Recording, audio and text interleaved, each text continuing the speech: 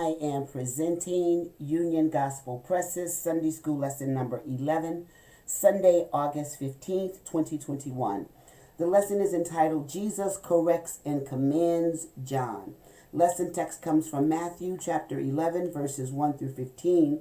Related scriptures are Isaiah 40, 1 through 8, Matthew 3, 1 through 12, and 17, 19 through 13. Luke 1, 76 through 79, and Malachi 3, 1 through 5. The place is Galilee.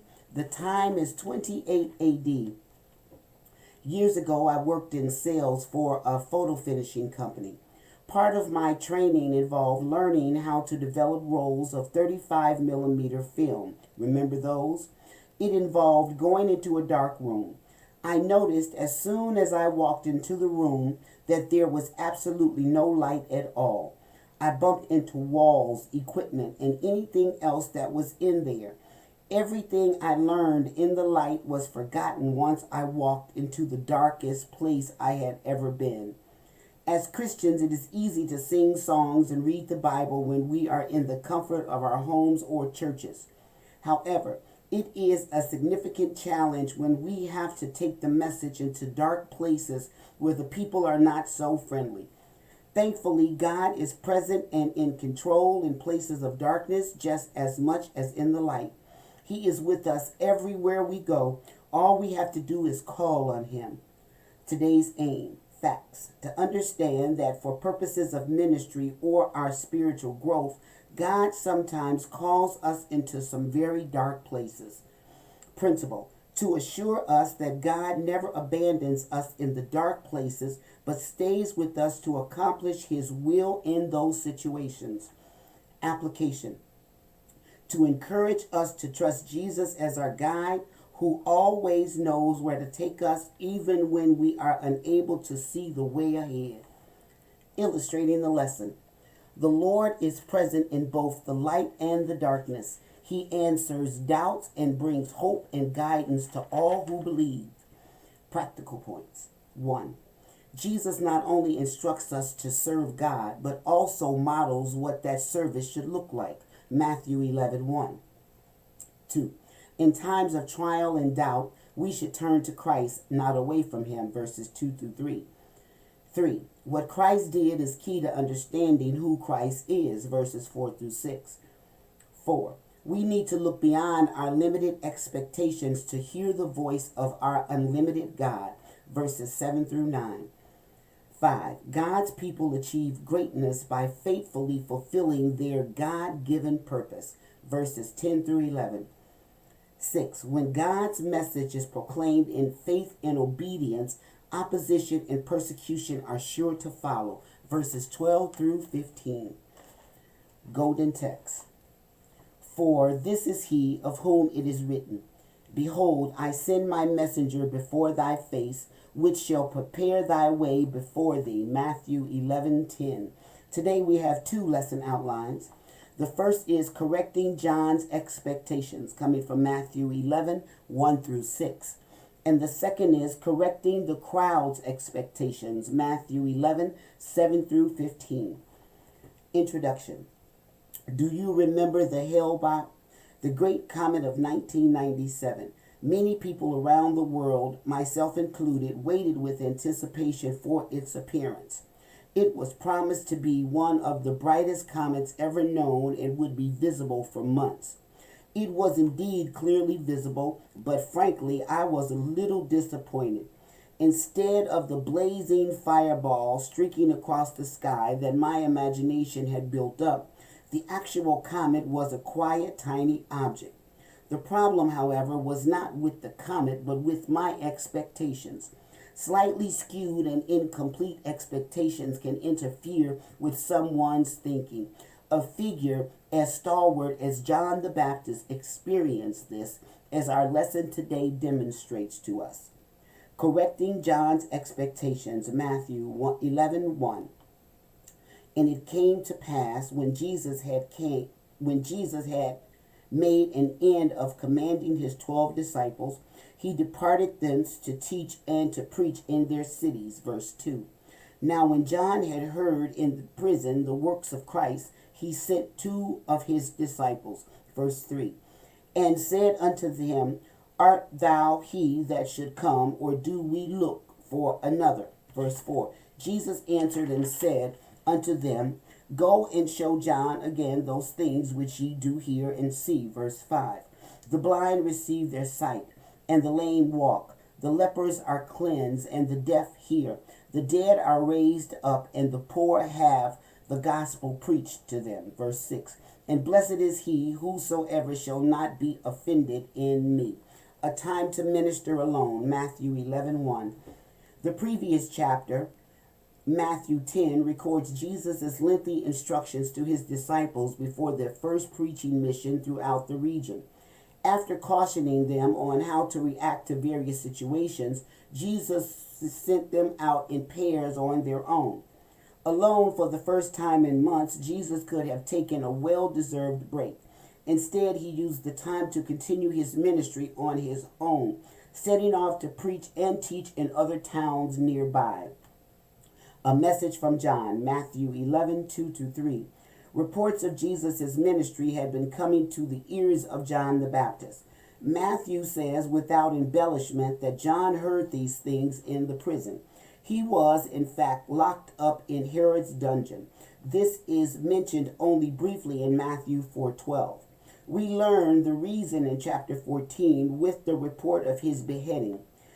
Herod Antipas had arrested John for daring to speak out against his unlawful marriage to Herodias, who had been the wife of his brother Philip, whom she had left. Verse 3. Herod's behavior was in direct violation of Leviticus 18:16 and 20:21, and John did not shy away from saying so publicly. Having heard the reports of what Jesus had been doing, John sent two of his disciples to make a special inquiry. He wanted to know, was Jesus really the one who was to come, the one whom John had boldly proclaimed and baptized, or should he and his followers be looking for someone else? How do we explain this unexpected crisis of confidence? What caused John to start questioning things he himself had taught so ardently? Soon, some of the reasons are not difficult to discern. He was languishing in prison, which was surely not the outcome he had envisioned when he began his ministry. Although he knew the risk of challenging a powerful figure such as Herod and was not deterred, the extended time alone in a dark cell would naturally have a damaging effect on the spirit. John may have wondered why God did not intervene, either by allowing his death or affecting his vindication and release. It must have been disheartening to John that the Lord allowed him to remain in confinement. Surely God's Messiah would not allow such inequities to go on intermittently without challenge. But beyond his personal circumstances, there seems to have been a deeper root to John's unease. The wording of Matthew 11:2 suggests that the very things he was hearing about Jesus' public ministry were contributing to his doubts. In some key way, Jesus was not living up to John's expectations for him. What were these expectations?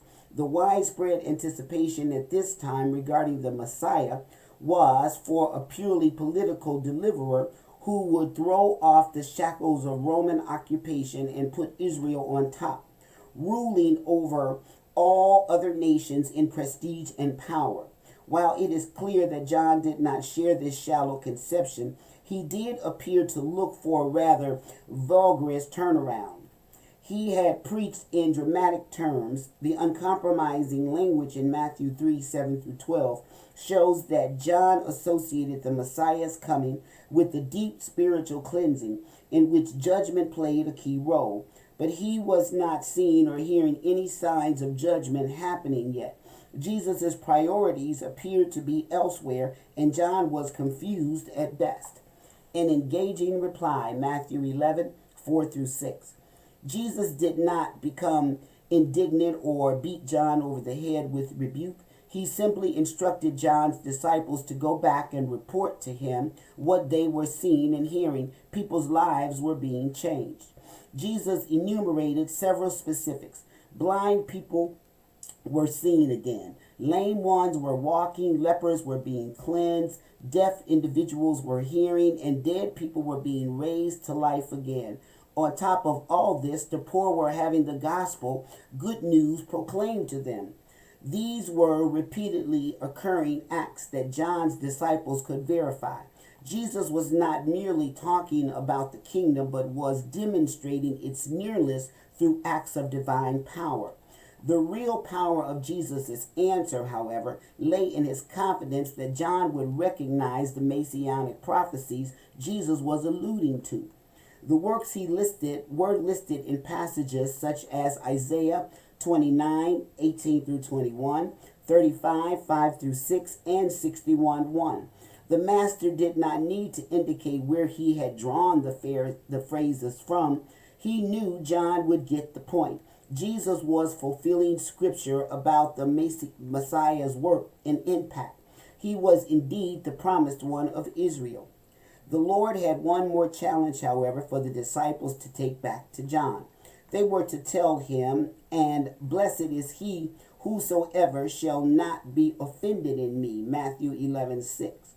The Greek term for offended speaks of putting something in a person's way that he might trip over, a stumbling block. John was not to allow his discouragement to trip him up, to pull him away from faith in Jesus. Jesus was offering a bracing exhortation to persevere, to keep the faith. Correcting the crowd's expectations, verse 7. And as they departed, Jesus began to say unto the multitudes concerning John, "What went ye out into the wilderness to see? A reed shaken with the wind?" Verse 8. But what went ye out for to see? A man clothed in soft raiment? Behold, they that wear soft clothing are in the king's houses. Verse 9. But what went ye out for to see? A prophet? Yea, I say unto you, and more than a prophet. Verse 10. For this is he of whom it is written, Behold, I send my messenger before thy face, which shall prepare thy way before thee. Verse 11. Verily I say unto you, among them that are born of woman, there have not risen a greater than John the Baptist. Notwithstanding, he that is least in the kingdom of heaven is greater than he. Verse 12. And from the days of John the Baptist until now, the kingdom of heaven suffereth violence, and the violent take it by force. Verse 13. For all the prophets and the law prophesied unto John. Verse 14. And if ye will receive it, thus is Elias, which was for to come. Verse 15. For he that have ears to hear, let him hear. Probing questions, Matthew 11:7 through 9. As soon as disciples left to return to John, Jesus turned to the crowd with some questions of his own. He knew that many of them had gone out to see John when he was baptizing and preaching by the Jordan. Jesus wanted them to explain for themselves why they had done so. John the Baptist had been raised up by God to prepare the hearts of the people for the coming of the Messiah, to help them be spiritually ready for his message and mission. Many had sincerely responded, demonstrated true repentance in being baptized, and were indeed prepared and responsive to Jesus' call on their lives. But Jesus knew that large numbers of those who went to see and hear John did so merely out of curiosity. So Jesus began probing this curiosity. What went ye out into the wilderness to see? Verse 7. What expectations did they have? Did they think John would be a reed shaken with the wind? That is, did they think he would sway in every direction according to popular opinion? Knowing John's fiery preaching, that was an absurd thought. John was the very opposite of this picture, as the crowd well knew. Jesus then asked another question, equally absurd. Did they go out to the Jordan wilderness thinking they would find a man draped in fine, luxurious clothing? Jesus himself pointed out the incongruity. To find people in such attire, you would go to a royal palace. Today we might try a country club. John, of course, had been dressed in the roughest of attire, a camel hair garment with a leather belt. 3:4. But Jesus did not bother to point this out. The people were already quite aware of it. Instead, he brought them around to the heart of the issue. What went ye out for to see? A prophet? 11:9. He then immediately confirmed that this was the right reason to go see John. With his questions, Jesus was pointing out that the only legitimate reason for making the trip to the wilderness was to hear the words of a prophet, a man who spoke for God. In fact, God's people had not had a prophet for 400 years, so even in this aspect, John would have been a novelty. Since the close of the Old Testament, there had not been a word from God. After this long, certainly people thought God had abandoned his people. This would have been a good enough reason to go hear from John. But even prophet was not sufficient to describe John. Jesus said John was more than a prophet. His mission had been unprecedented. The people crowding around Jesus needed to come to terms with this reality.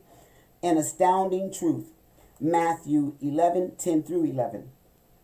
Jesus now declared truth that few had grasped. John was more than a prophet. He was the special messenger of the one who was to come. Paraphrasing Malachi 3:1, Jesus made clear that John was God's chosen herald of the Messiah himself. Jesus then made an enigmatic declaration, one that still continues to puzzle many readers. John occupied a position of highest honor. Jesus said, "Among them that are born of woman, there have not risen a greater than John the Baptist." Matthew 11:11. John stood at the culmination of the line of all the prophets. That much was simple enough for all to understand. But then Jesus threw the curveball.